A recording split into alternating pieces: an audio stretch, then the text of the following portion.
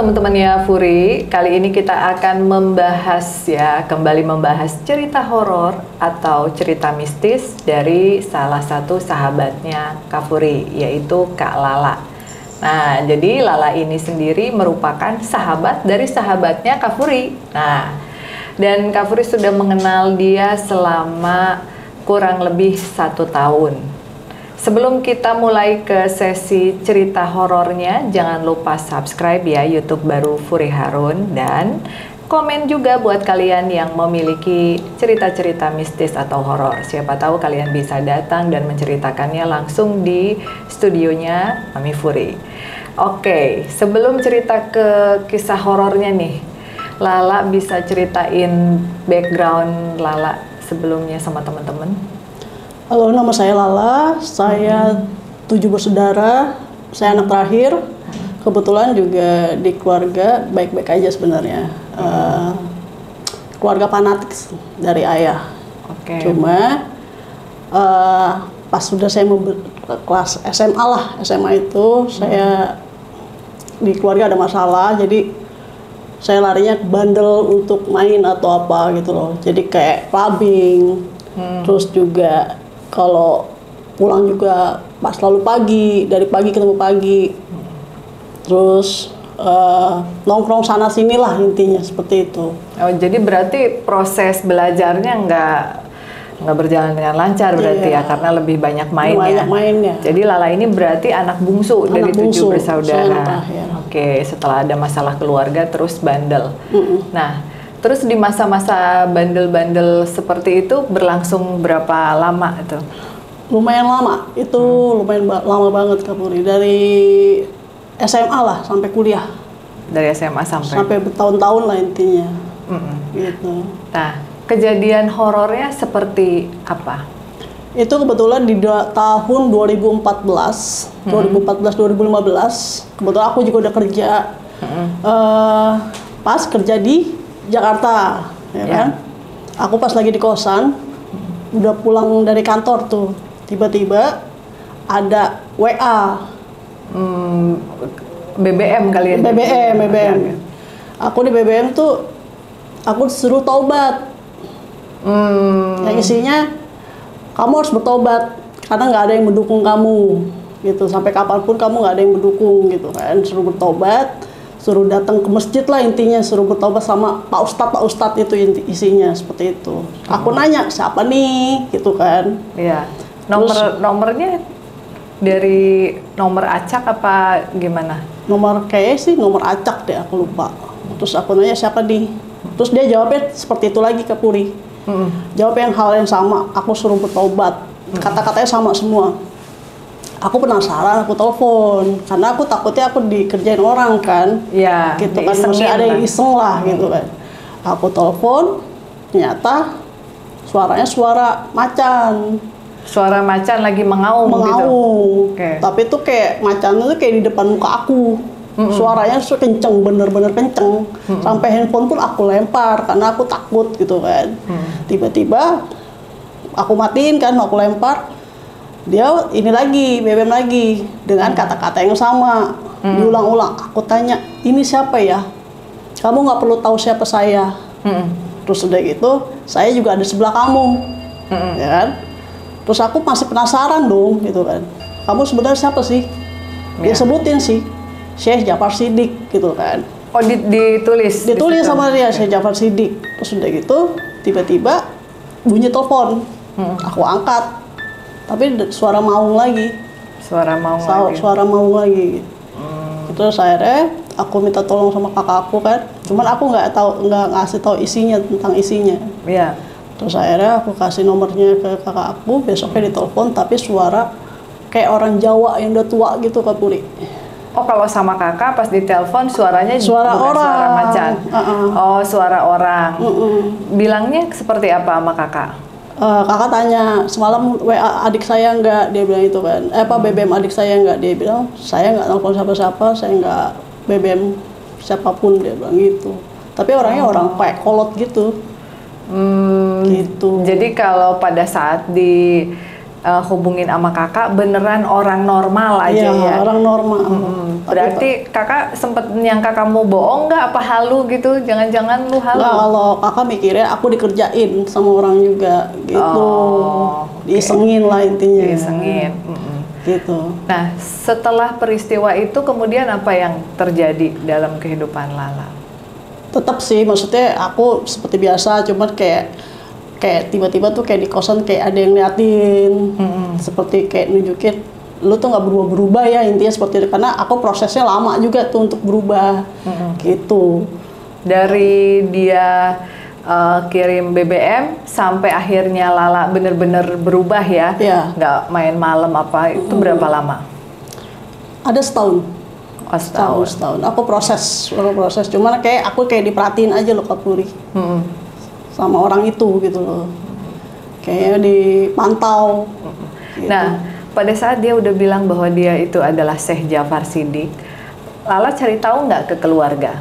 Aku nih orangnya kan nggak cerita detail kan sama keluarga, cuman kan memang aku nggak terlalu tahu nama panjang itu Syekh Jafar Shiddiq itu kan, karena aku taunya Bajepra aja gitu, nggak setiap kita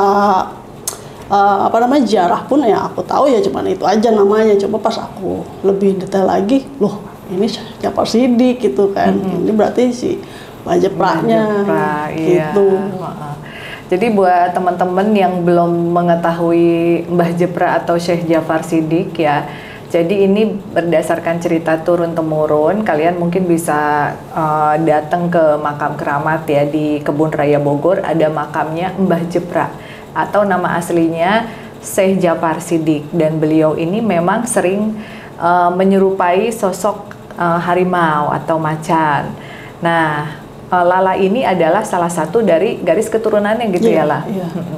Sebenarnya kalau punya garis keturunan dari tokoh-tokoh yang ya kan ke makam mbahmu juga banyak tuh orang yang pengen minta kesaktian apa segala macem. Nah, ibaratnya kamu langsung ditegur sama beliaunya, sebetulnya kamu happy apa enggak sih kayak gitu? Awalnya sih aku ketakutan ya, Kak Puri. Takut.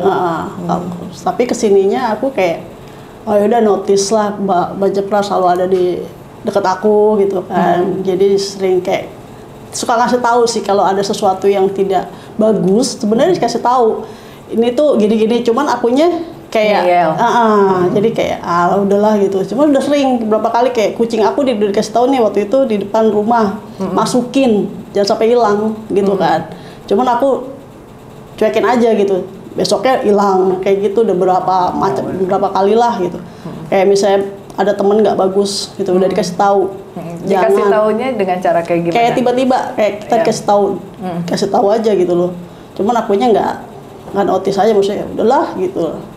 Udah sering sih sebenarnya, udah dikasih tahu sama beliau gitu kan, macam-macam yang nggak bagus tuh udah sering gitu. Nah, setelah peristiwa itu Lala langsung mengenal sosoknya Mbah Jepra atau nyari tahu nih Mbah Jepra tuh siapa, atau enggak anteng-anteng aja? Aku orangnya anteng. Anteng ya. Jadi cuman prosesi ya udah membenahi diri aja. Tapi nggak pengen ritual-ritual kayak gitu. Enggak. Aku orangnya sebetulnya nggak yang terlalu seperti itu gitu kan. Memang orangnya lempeng-lempeng aja. Jadi kalau udah dikasih tahu, udah dikasih ini, ya udah gitu loh. Nggak terlalu mendalami gitu. Nah, pernah datang ke mimpi selain dia suaranya dan ngetik BBM? Baru bulan ini aku didatengin gitu kan. Kayak gimana? Jadi kakakku berdua datang untuk ziarah ke sana. Terus mungkin kakakku lagi nggak enak badan atau apa, dia ngambil batunya untuk ngerik ya. Ngerok. Tanpa ngomong-ngomong, walaupun cucu kan kita maksudnya kan itu juga agak ngeri juga ya. Maksudnya banyak yang datang kan, banyak yang minta sesuatu atau apa, takutnya kena dampaknya beliau gitu kan. Dibawa pulang dia lupa gitu kan. Malamnya aku didatengin. Aku pertama kaget, kok ada muka gue di depan muka ya sekarang. Baru percaya kan kalau mukanya Mbah Jepra tuh mirip. Jadi waktu dulu Maria yang kenalin kita bilang bahwa ini tuh cucunya Mbah Jepra, saya tuh suka gini, bener gak ya? Karena kan saya juga kenal banyak orang dan ada yang mengaku cucunya, apanya itu kan memang hak orang ya. Nah, tapi pada saat ketemu sama Lala, aku tuh langsung, iya ini cucunya, soalnya mukanya mirip banget. Nah, jadi Mbah gimana tuh penampilannya mirip Lala? Mirip banget, tapi dengan pakaian gayanya yang zaman dulu gitu loh, yang Kafuri. Cuman aku kaget tiba-tiba di muka, suruh balikin itu batu gitu kan, karena takutnya kenapa-napa, karena kan banyak yang datang tuh orang bermacam-macam permintaan atau ada yang kena santet dibuang di situ, ada yang gitu. kena santet atau macam-macam, takut kena di batunya itu nempel di dia gitu kan. Akhirnya besoknya aku balik lagi ke kebun raya nganterin itu batu itu. Takutnya seperti itu. Waktu datang Mbah ngomongnya pakai bahasa apa? Sunda apa bahasa Jawa apa gimana? Bahasa biasa sih kebetulan. Bahasa Sunda. Oh, bahasa Indonesia. Pakai pakaian adat. Iya. Berarti tidak kayak harimau ya? Kalau harimau ngeri juga. Ngeri ya. Sebagai salah satu keturunannya Mbah, kamu kan suka ngerasa punya privilege nggak sih? Kayak aku bisa langsung minta nih sama Mbah. Karena kebetulan teman-teman anak-anak asuhnya Mami nih ya, bukan teman-teman anak-anak asuhnya Mami Furi, termasuk Cika dan kawan-kawan, takut kalau mau nanya. Kalau sama yang lain tuh mereka berani, misalnya Mpok Pipit datang ke sini lupa bawain coklat payung misalnya, ih Mami tanyain dong ke si Mpok gitu, atau ke siapa Mas Henry atau siapa. Tapi kalau ke Lala tuh nggak ada yang berani minta ini itu. Pas Lala datang juga mereka langsung pada ke atas. Kalau Lala di atas mereka langsung main di kebun. Berat nggak kayak gitu? Agak berat sih. Agak berat ya. Jadi kayak kemarin kejadian juga kan, aku pengen nanya jadi sulit ya, takut mereka udah ketakutan lihat aku ya.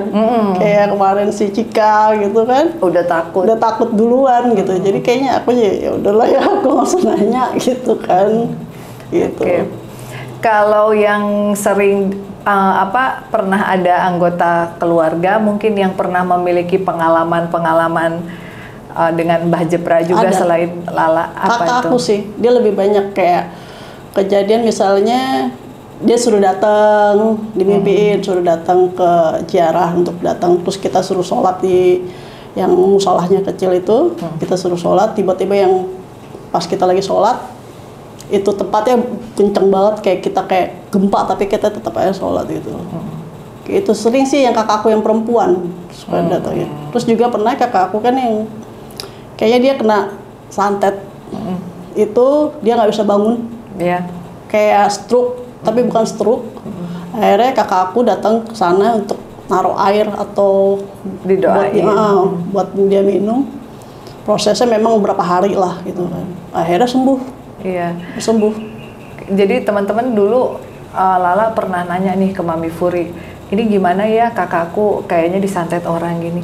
Lah kenapa nanya ke kita? Langsung tanya ke mbahnya gitu. Alhamdulillah kan ya, berkat izin Allah semuanya, atas izin Allah akhirnya kakaknya bisa sembuh gitu. Nah sebetulnya kalau yang punya hodam pendamping dari leluhur itu kan kita ibaratnya hidup itu harus lurus ya. Jadi kalau menceng sedikit itu sial.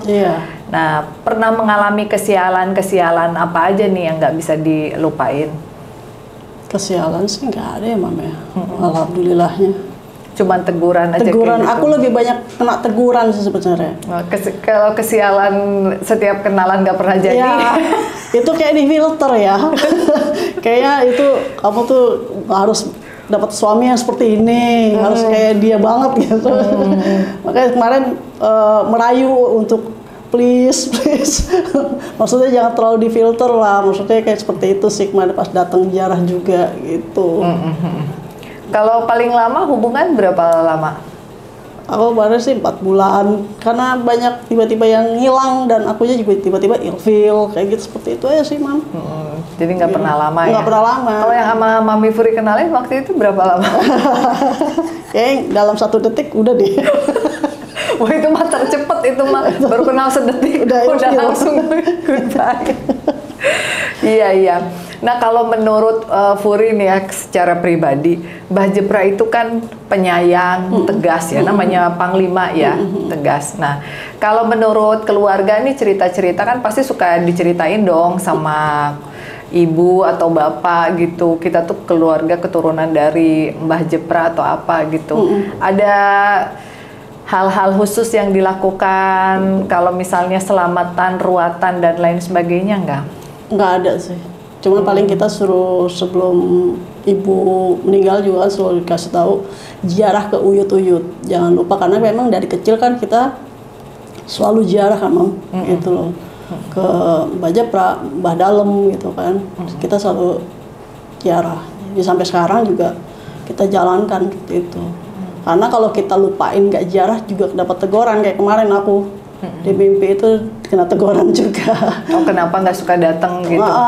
Kenapa nggak datang kemarin, katanya mau datang tiba-tiba nggak datang gitu kan. Akhirnya aku datang gitu. Seperti itu sih, selalu di mimpinya di teguran aja. Gitu. Jadi udah connect ya. Nah berarti masa-masa bandelnya cuma di masa kuliah doang? Iya sudah lewat itu. Gitu. Kalau ada orang yang ngejahatin nih misalnya, kan kita di dunia pekerjaan atau di dunia apa ya kuliah atau apa kan pasti nggak semua orang itu baik, ada yang memiliki niat buruk. Pernah mbahnya marah nggak ke orang tersebut? Pernah sih kejadian aku pas lagi kerja di tahun 2013-14 sebelum aku dipindahin ke Jakarta. Waktu itu aku di Bogor. Itu aku dikerjain satu keluarga itu kita kena teluh. Kejadian banget karena setiap habis maghrib kita semua merinding. Itu masih ada almarhum nyokap dan almarhum ibu. Habis maghrib itu semua kita merinding. Nggak ada yang berani keluar. Kita lalu di rumah di dalam terus tidur semua juga nggak di kamar. Oh di ruang tengah? Ruang tengah karena kan memang nggak boleh ya sebenarnya ya. Nah, terus udah gitu kita tiap hari malam tuh ngaji Mam. Karena bener-bener berak dari apa? Atas bunyi kenceng, terus juga tetangga ada yang lihat kayak api terbang ke halaman belakang kita dar gitu. Oh, iya, kita benar-benar kerjain itu karena pengen jabatan aku. Oh jadi persaingan dunia kerja. Nah terus gimana tuh? Berapa lama ngalamin teror santetnya? Hampir sebulan itu. Hampir sebulan. Hampir sebulan. Akhirnya kita ditolong sama ada temennya temen aku. Bapaknya kan juga ini, terus juga akhirnya aku juga minta jarah-jarah ke uyut-uyut aku tuh, terus minta tolong lah intinya gitu, walaupun tetap ke Allah juga ya gitu kan. Akhirnya yang si ngerjain aku stroke sampai sekarang. Berarti udah berapa tahun yang lalu? Lumayan lama ya, dari 2014. Berarti udah 10 tahun dan dia masih sakit stroke. Masih sakit. Ada permintaan maaf dari dia? Minta maaf lewat kakak aku. Oh, minta maafnya nggak berani langsung ke Lala? Bilangin ya sama bos Lala, saya minta maaf. Padahal kan dia juga nggak, maksudnya dalam artinya secara langsung dia nggak punya salah. Berarti kan di belakangnya itu loh. Gitu. Mungkin dia berharap dengan dia minta maaf, akhirnya penyakitnya bisa sembuh gitu.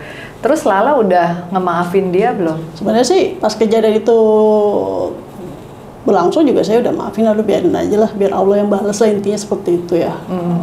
Aku nggak mau balas lewat apapun itu kan. Memang waktu itu memang kita sangat kesel juga kan, karena sebulan itu benar-benar diteror. Aku juga nggak berani keluar dari habis maghrib, terus juga aku sempat sakit-sakitan juga kan. Terus juga mobil juga aku pernah mau kecelakaan juga kan, dibikin mau kecelakaan di tol. Seperti itu loh. Gitu.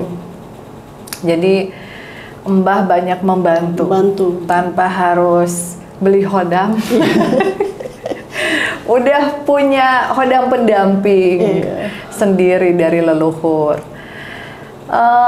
Teman-teman mungkin ada yang pernah curhat sama Lala, terus Lala bantu, terus tiba-tiba kok berhasil ya gitu. Mereka rata-rata curhatnya tentang rumah tangga sih. Sementara Lala belum berumah tangga. Terus iya, mereka rata-rata ya cerita tentang suaminya lah, pokoknya tentang anaknya lah. Paling aku cuma ngasih solusi gitu aja. Gitu.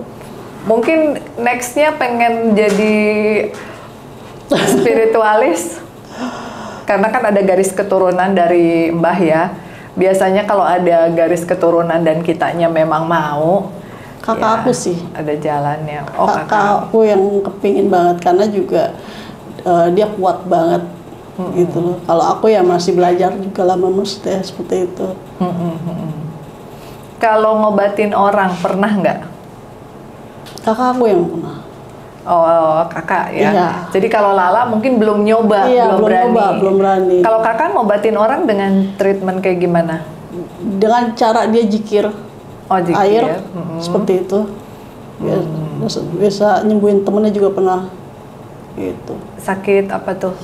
Waktu itu temennya dikerjain juga. Oh, dikerjain juga. Gitu. Biasanya kan kalau gitu buat diri sendiri susah ya Mem ya. Tapi kalau buat orang lain bisa ya. Bisa. Gitu kan. Seperti Iya. itu. Oke.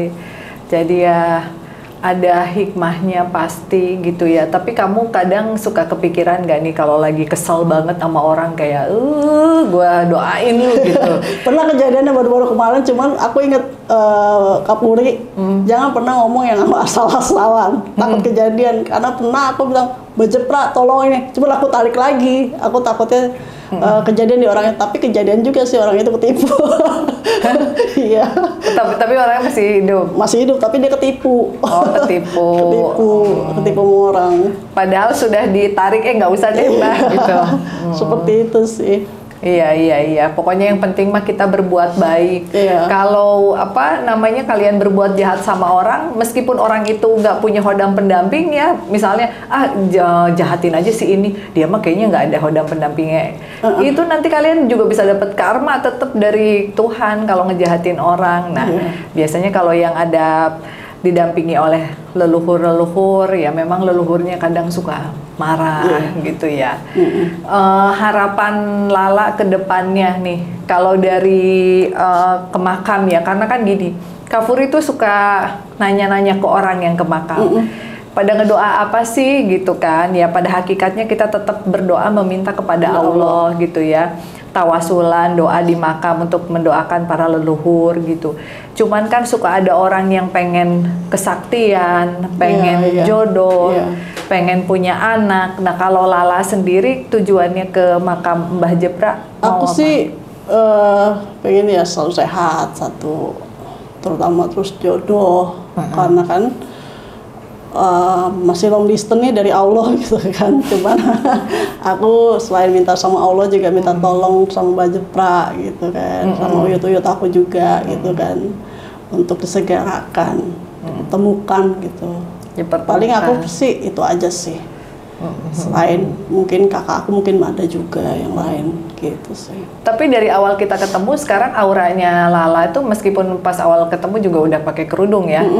Lala sekarang tuh auranya lebih cerah, lebih apa tuh namanya nggak emosional. Kalau dulu tuh kayaknya emosi ya. Emosi terus agak kusam auranya. Jadi kayak apa ya? Orang itu kayak nggak ada sinarnya, sementara kalau untuk dapetin jodoh kan harus bersinar. Nah, itu menurut Lala karena sering datang ke Uyut, apa emang karena Lalanya sekarang lebih improve aja gitu?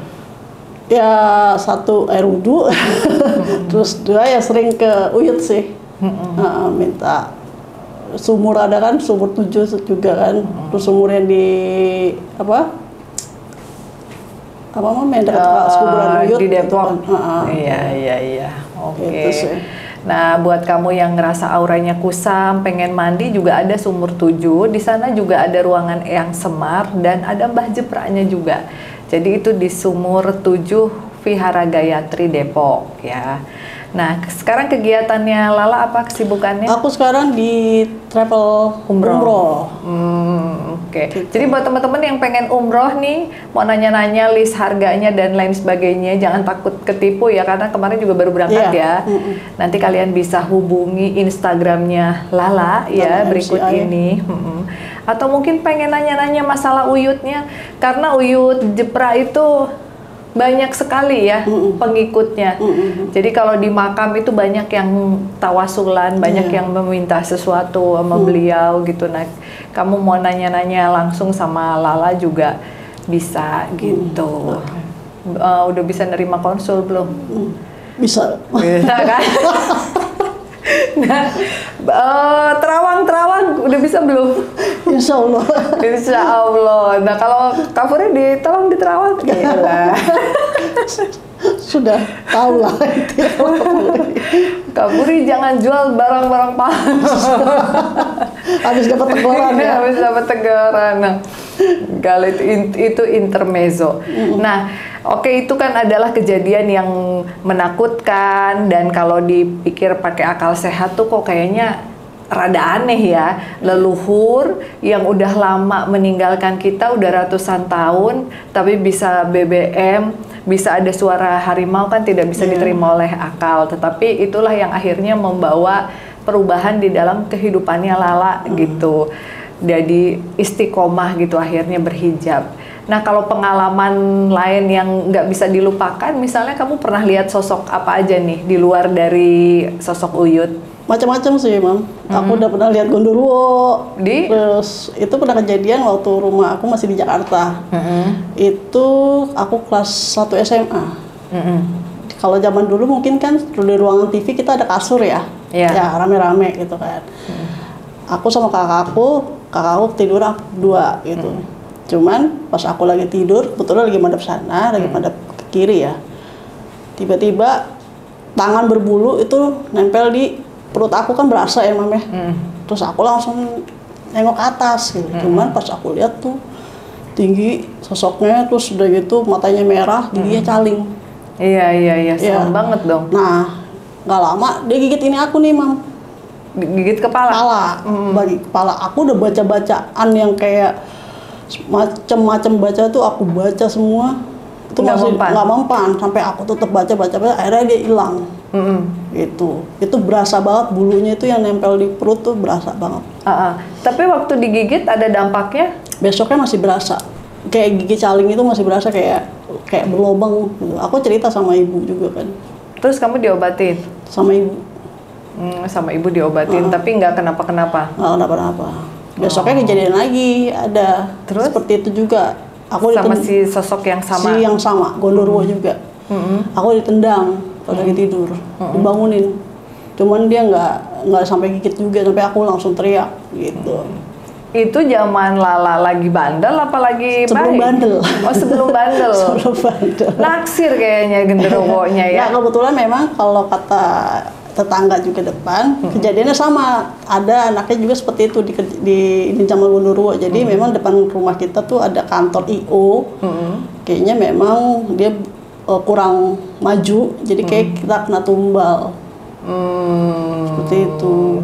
Oh, jadi dia pakai genderuwo gitu supaya maju, supaya laris, tapi akhirnya si genderuwo ini malah mengganggu tetangga-tetangganya. Iya, karena kebetulan yang kena tuh aku sama tetangga aku. Kebetulan juga masih SMA juga yang ini. Perempuan gitu. juga. Perempuan. Ya karena kan genderuwo biasanya senengnya ngegangguin perempuan. Gitu. Tapi setelah itu udah dia nggak ngeganggu lagi. Habis itu kan ibu sama tetangga aku kan, kayak ibu kan tahajud seperti itu, aku dikasih air. Nggak lama bangkrut, dia pindah. Jadi pindah bersama dengan genderuwonya. Dibawa lah. Itu sih. Jadi lumayan serem ya. Iya. Oke. Terus pocong lah aku udah lihat. Terus kayak kamar aku juga di rumah, kebetulan kan jendelanya langsung ke arah jalan belakang kan.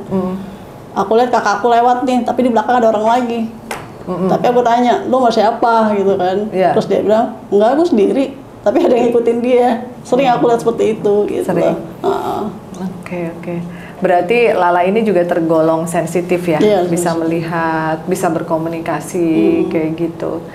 Ya, harapan kedepannya selain bisnis umrohnya makin lancar, juga konsulnya lumayan lancar dong ya. Ya, mudah-mudahan dibantu sama mbahnya bisa semakin maju gitu ya.